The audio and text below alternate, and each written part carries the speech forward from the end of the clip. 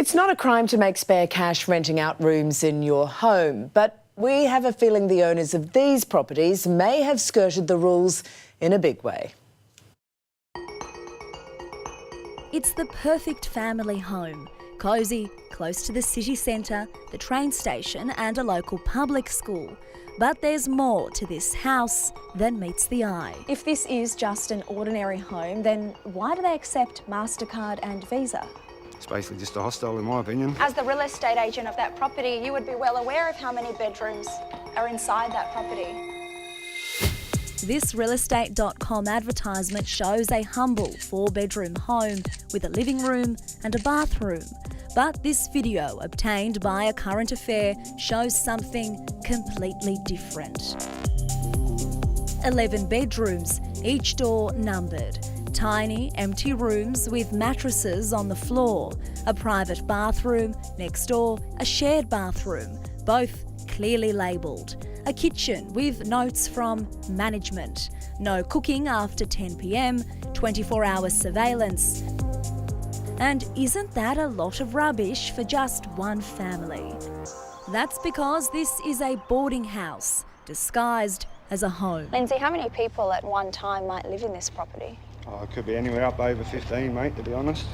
It just turns into chaos. Lindsay used to be a tenant of 8A. But basically it's a hostel, there's that many rooms in there, and the way it's treated is like it's a beautiful house and they treat it like rubbish, mate. Lindsay's rent was $240 per week. That means his landlord, who lives right next door in 8B, could be raking in approximately $2,640 per week in rent from the 11 rooms. Campbelltown Council has told us the property is currently approved for use as a dwelling with 5 bedrooms, and there is no record of a development application to renovate the property to create 11 bedrooms or approval to operate the home as a boarding house.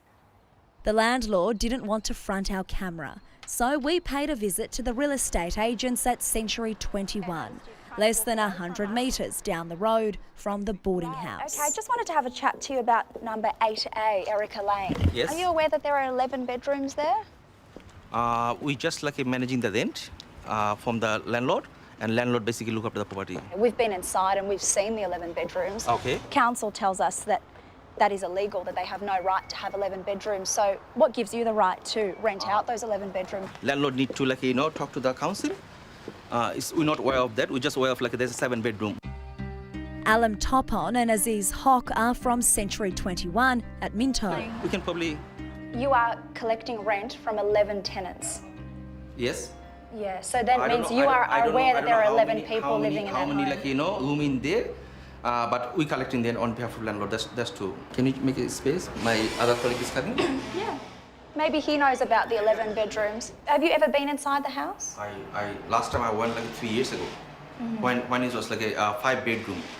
It seems strange that as real estate agents looking after a property, you would not have been there for years. Yeah, it's a rental like a manager and also a property officer. I think it's difficult to imagine that a property manager wouldn't have a clue what's going on inside a property, because the property manager's role is not just to collect the rent, but it's to ensure that people are safe that are living there.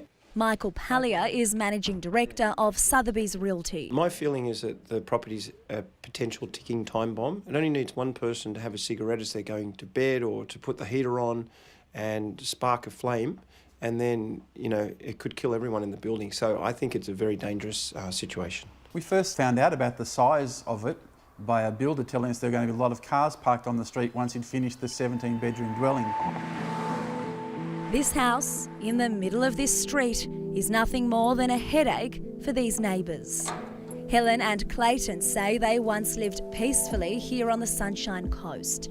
Now they struggle to park on their own street. Their view is obstructed, and there's constantly people coming and going from this home, working secretly as a hostel. I can see the various rooms. There's partitions on the balcony, kitchens on every floor, several meter boxes and a lot of wiring, separate wiring. Down the side of the house we can see 25 air conditioning units. Until last week, rooms in the home were listed on shared accommodation websites for $220 per week, meaning owner Michael Ivan Gavin could be collecting a cool $3,740 per week in rent.